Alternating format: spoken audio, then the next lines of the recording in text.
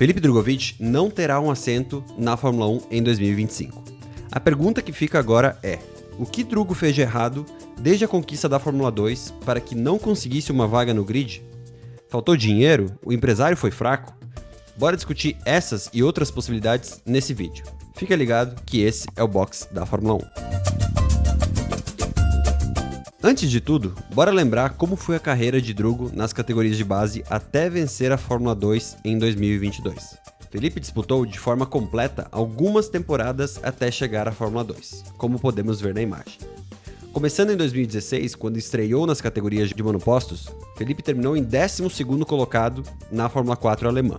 No ano seguinte, repetiu a dose na mesma categoria e terminou em 3º colocado. Em 2018, Felipe teve sua temporada de maior destaque, com exceção do título da Fórmula 2. Nesse ano, Felipe disputou 3 categorias e venceu as 3, que foram a MRF Fórmula, a Eurofórmula Open e a Fórmula 3 espanhola. Para 2019, Felipe ingressou finalmente nas categorias mundiais de acesso, que são a Fórmula 3 e Fórmula 2, onde todos os destaques regionais se concentram em busca de destaque mundial.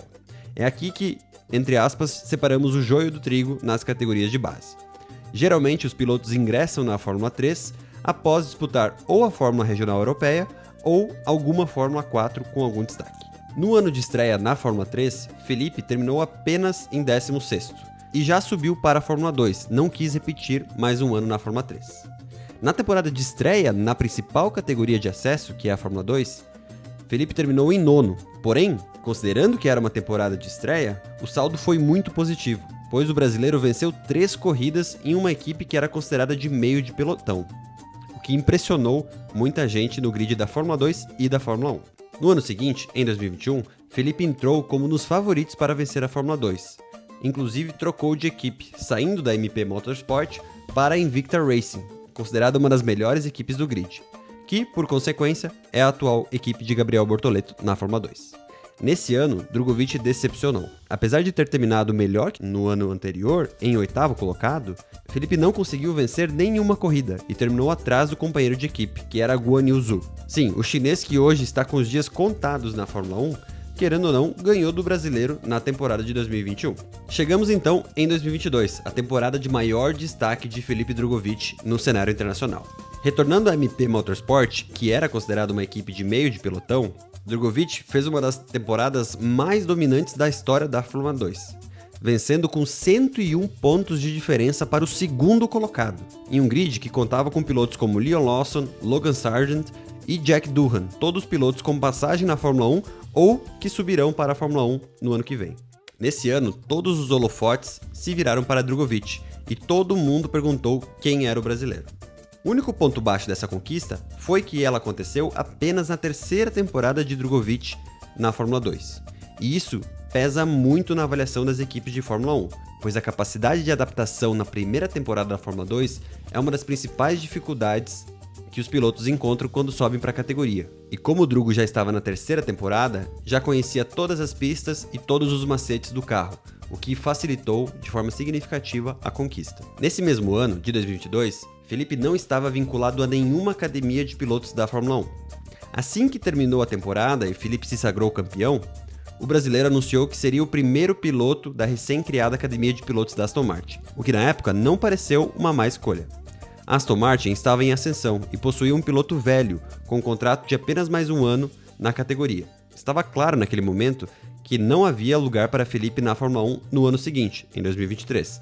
Mas a Aston Martin parecia um bom lugar para que Felipe pudesse entrar na Fórmula 1 em 2024, após o fim do contrato de Fernando Alonso. Não sabemos se haviam outras equipes realmente interessadas em contar com Felipe Drugovich para ser piloto reserva. Então é difícil julgar se havia uma opção melhor naquele momento ou não para o brasileiro. Porém, tudo começou a dar errado quando na temporada de 2023 a Aston Martin deu um salto impressionante de desempenho, saindo do meio do pelotão para a ponta. Nas primeiras 8 corridas de 2023, Fernando Alonso esteve no pódio em 6 ocasiões.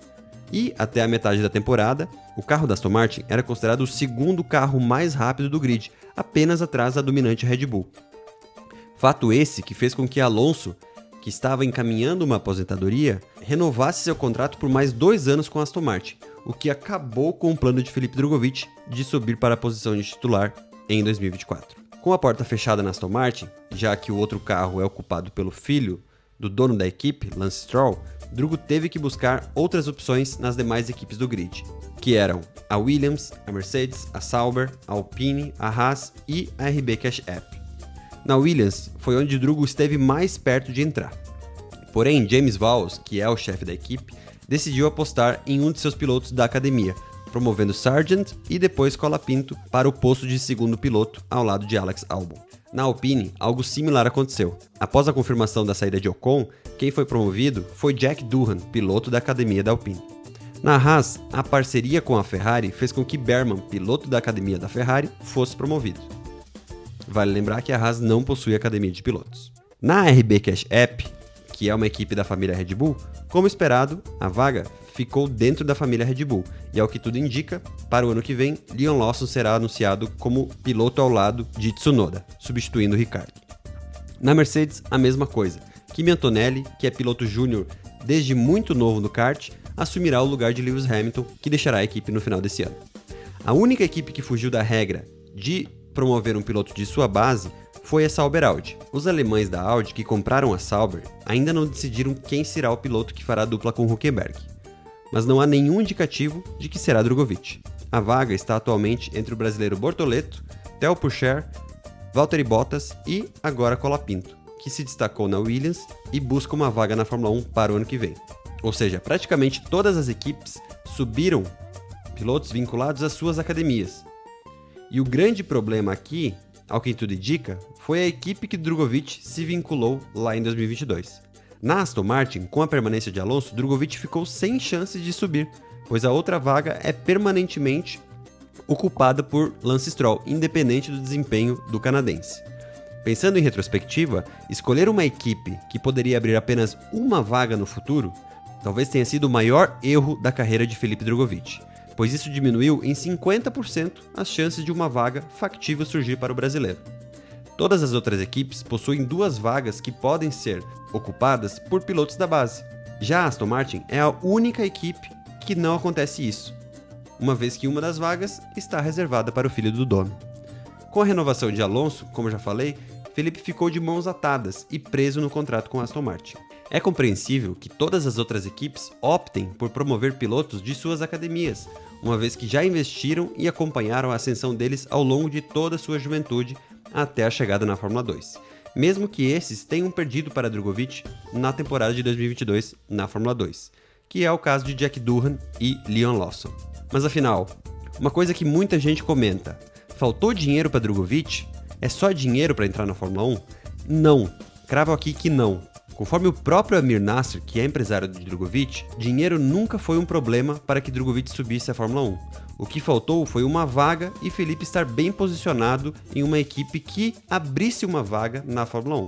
Uma vez que foi para a Aston Martin, Felipe ficou vinculado a uma equipe que não abriu vaga desde 2022. Com isso, o piloto não teve chances de ser promovido a piloto principal. Se tivesse ingressado lá atrás na academia da Alpine, da Red Bull ou da Williams, por exemplo, muito provavelmente Drugovich teria tido a chance de pilotar na Fórmula 1. Porém, esse não foi o caso. Mas vale lembrar aqui que, como disse no começo do vídeo, não sabemos se Drugovich teve a oportunidade de ingressar na academia da Alpine, da Red Bull ou da Williams. E por isso, seria injusto eu afirmar aqui que foi um erro de Drugovich ter ido para a Aston Martin. Talvez a Aston Martin tenha sido a única equipe que abriu portas para o brasileiro. Isso só o próprio Drugovich e seu empresário saberão. Conclusão: o motivo de Felipe não estar na Fórmula 1 é uma combinação de fatores. E dentre os principais fatores estão: primeiro, a escolha da Aston Martin, uma equipe que só tinha uma vaga em disputa para ser ocupada por Drugovich.